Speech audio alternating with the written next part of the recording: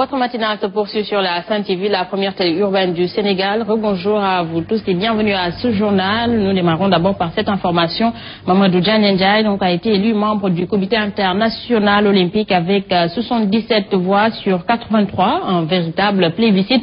Après Kéba Mbaye et Lamine Diack, donc Mamadou Ndiaye est la troisième personne à avoir siégé au comité international olympique aux côtés de l'émir de Qatar, du Koweït, du prince Albert de Monaco. Ils sont donc au total 115 et l'élection a eu lieu tôt ce matin à Kuala Lumpur, en Malaisie. Parlons de tout à fait autre chose. Hier, à la cité Suprême, un jeune homme d'une cinquantaine d'années a été électrocuté alors qu'il tentait de dépanner un véhicule à l'une soudeur métallique a été mortellement atteint par une décharge électrique. Son corps donc a été acheminé à l'hôpital par les soldats du feu après le constat fait par des éléments de la police des parcelles assainies. Les détails avec Alassane Baldi Abdoulaye.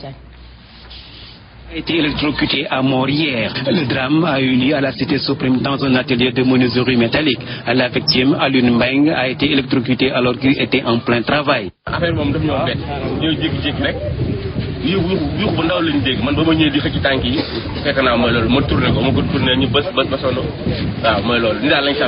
L'humidité et l'absence de mesures de sécurité ont fini d'avoir raison de sa vie.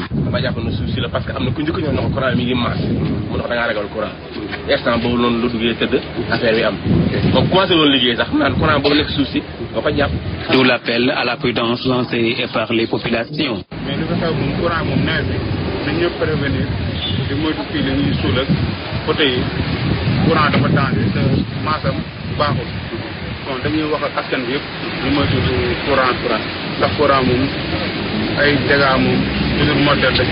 La victime, mariée à 2 femmes et père de 9 enfants, a été acheminée à l'hôpital après les constats d'usage des éléments de la police des parcelles assainies.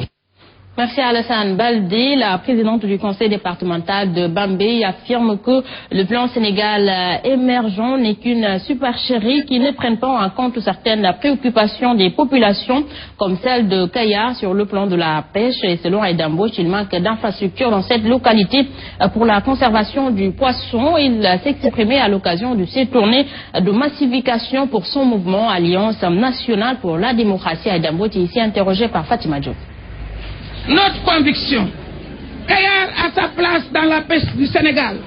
Notre conviction est que si on arrive à reconsidérer les termes de développement de la pêche au niveau de Kayar et ailleurs, nous pourrons relever la croissance. Or, on nous gouverne avec des slogans aujourd'hui au Sénégal. Les gouvernants utilisent des slogans du Yonou Yokouté au PSE. On a laissé en rade Kayar. Nous allons ensemble relever le défi. Ibrahima, je voudrais dire ici à Kayar que nous allons faire la politique autrement. La politique de développement, une politique de développement, une politique qui vise l'autosuffisance des femmes, une politique qui va donner les jeunes d'emploi. Planter et entretenir des arbres, c'était donc le thème de la journée nationale de l'arbre qui a été célébrée ce dimanche.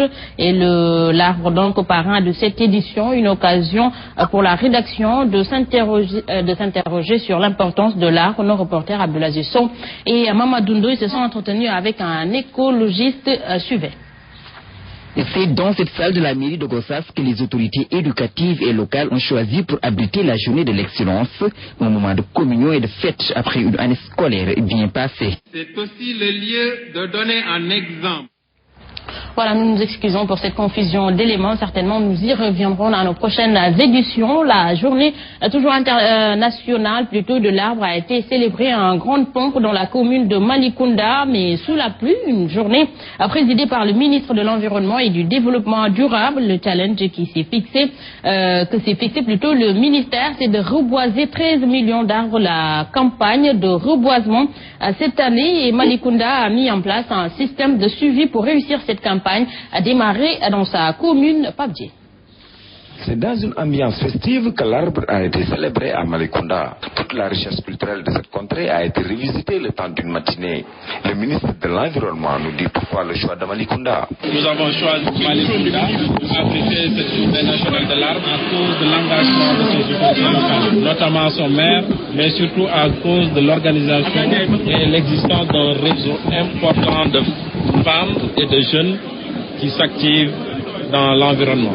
Le ministère prévoit de reboiser 13 millions d'arbres durant cette campagne, d'où l'appel du ministre pour chaque Sénégalais de planter un arbre. Nous lançons un appel à tous les citoyens du Sénégal de faire une réalité notre objectif. Ce n'est pas un slogan creux.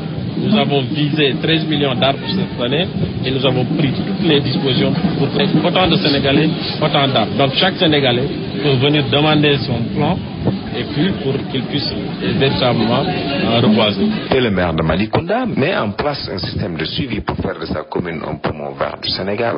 Nous avons pensé mettre en place un dispositif de suivi qui, je crois, nous permettra quand même d'atteindre les meilleurs taux de réussite. Nous voulons impliquer les ASC et les groupements de promotion féminine. L'ASC qui aura réussi le taux de survie le plus élevé, le groupement de promotion féminine qui aura réussi le taux de survie le plus élevé, on va les récompenser. Au bout de 6 mois, on devra pouvoir évaluer et voir entre les ASC et les groupements quels sont les meilleurs résultats. À Sédhiou également, la journée nationale de l'arbre a été célébrée au moment où la coupe de bois ne cesse de gagner du terrain. Le reboisement et une gestion rationnelle des ressources forestières et des ressources plutôt forestières sont encouragées pour un développement durable. Correspondance à Sédhiou Ibrahima Diallo. Pour la deuxième fois, en l'espace de 5 ans, le village religieux de Hamdani dans la commune de Koussi a accueilli la célébration de la journée nationale de l'arbre. À cette occasion, Abdul Aziz Aïdara, le porte-parole de la famille chérifienne, a invité à la pratique du reboisement et à une gestion rationnelle des ressources forestières. En mettant en œuvre des actions hautement appréciables comme le reboisement et la gestion rationnelle de nos ressources naturelles. Pour insister, et la population a veillé sur la forêt et à suivre, car la forêt est notre patrimoine.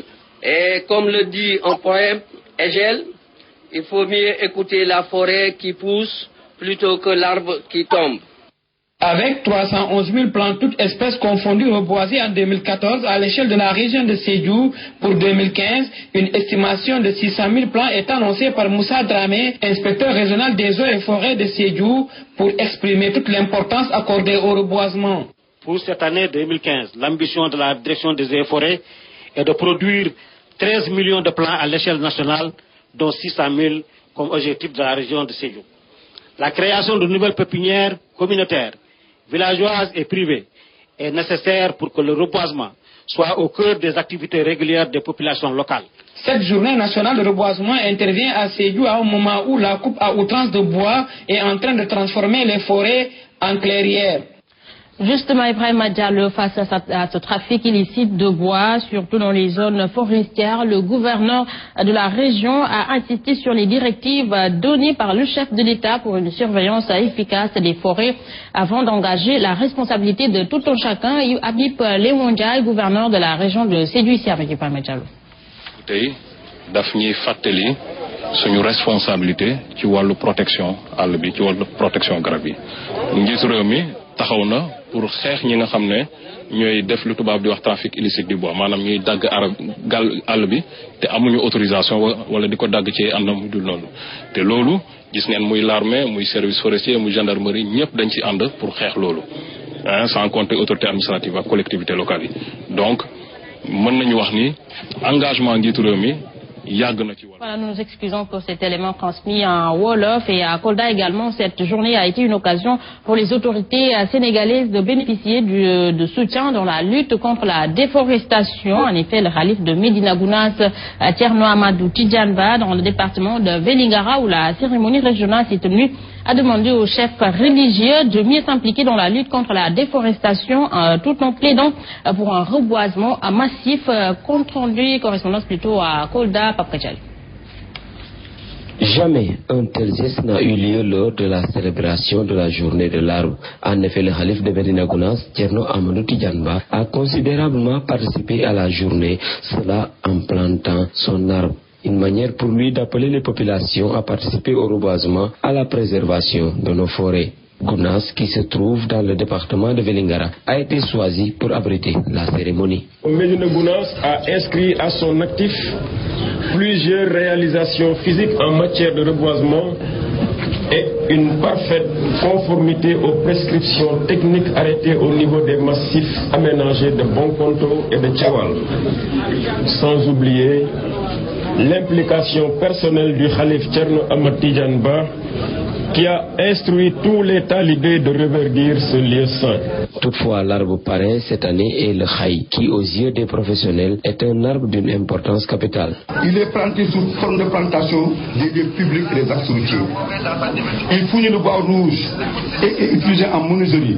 Son bois est bien apprécié dans la confection des pirogues. Il a une valeur médicinale multiple. De par ses racines, ses feuilles et son écorce, le khaï est utilisé dans le traitement de la jaunisse, des dermatoses, des allergies, des inflammations, des angines, des plaies et de la stérilité, de la syphilis, de la lèpre et des maladies mentales. A signaler que 1022 plants ont été reboisés seulement dans le périmètre de Gounass. Le Khalif appelle tous les autres guides religieux du pays à se joindre à la bataille contre la déforestation. Merci à Pape Kedjali Badji. À présent, le survol de l'actualité internationale en brève avec l'armée nigériane qui a annoncé dimanche avoir effectué des frappes aériennes sur le village de Bita dans le nord-est du pays pour repousser une attaque du groupe État islamique en Afrique de l'Ouest, Boko Haram. Il y aurait un nombre important de victimes du côté du groupe armé. Bita est situé dans l'état de Borno à quelques dizaines de kilomètres du Cameroun et non loin de la forêt de Sombissa, fief historique des islamistes.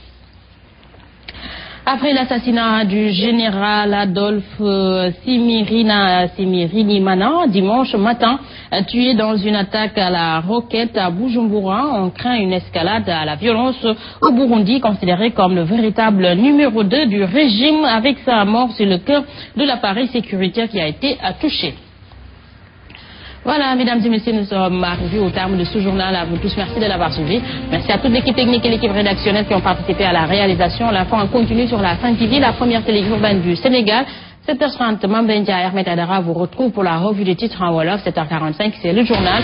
Quant à moi, je vous donne rendez-vous à 13h pour le flash d'information. Et tout de suite, Sen Coach s'installe dans Saint-Jim. Bon réveil matinal à tous et bonne journée.